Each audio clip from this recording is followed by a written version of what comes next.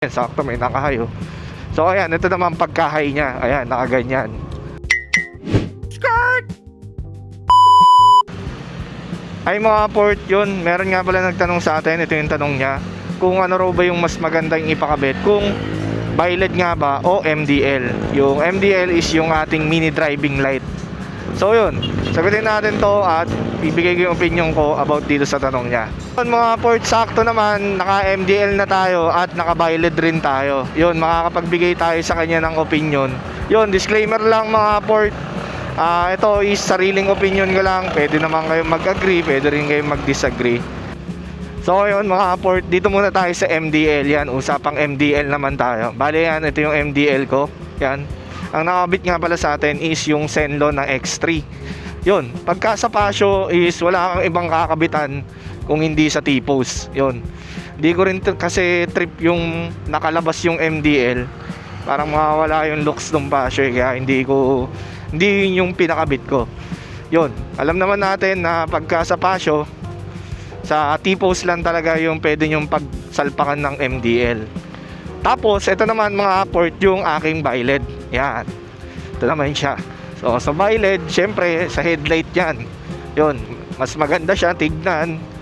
Tapos, yun. Mas malinis siya tignan, syempre. Hindi siya nakamount sa T-Post eh. Syempre, bi-LED nga naman. So, sa headlight talaga siya. Tapos, yun. Yung comparison naman nung lakas. Ayan.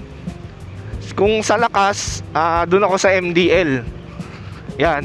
Kung makikita nyo naman, yung lakas ng MDL talagang sinasapawan yung bi-LED. Pero kung dun naman tayo sa lawak magbabase, dun tayo sa bi-LED. Tignan nyo yung bi-LED. Grabe, talagang 2 lanes siya. Hindi katulad ng MDL. Nakadepende pa rin siguro sa ano ng mounting ng MDL nyo. Pero kung sa lawak, sa bi-LED ako. Kung sa lakas, sa MDL ako syempre. Tapos ito high, ito pagka sakto may nakahay oh. So ayan, ito naman pagkahay niya. Ayan, nakaganyan. Lakas mo, malakas ka, nakikipagsilawan ka. Ayoko ng mga ganyan. Ayan, magbabahay ng ilaw. Hindi may pwede sa akin yan, boy. Kulit nyo ah. So ayan. So ito, pinagsama na to mga port, bi-LED tsaka MDL. So yun, ganun siya kalakas. No, talagang mapapasilaw ka. Talagang masisilaw ka pala. Talagang silaw yung mata mo pagka pinagsama yung bi-LED tsaka MDL. Yung mga pangkontra sa makukulit sa daan. bi-LED at MDL. Ayan siya. Pagka naka-on parehas. Naman tayo mga port sa usapang presyo. Yan, malayong malayo yung presyo ng bi-LED sa MDL. Mas mahal yung bi-LED compare sa MDL. Parang doble o triple ng presyo yun. So yun, kung ikaw papipiliin, anong pipiliin mo? bi-LED o MDL? Comment mo naman dyan. Yun lang. Maraming salamat sa panonood.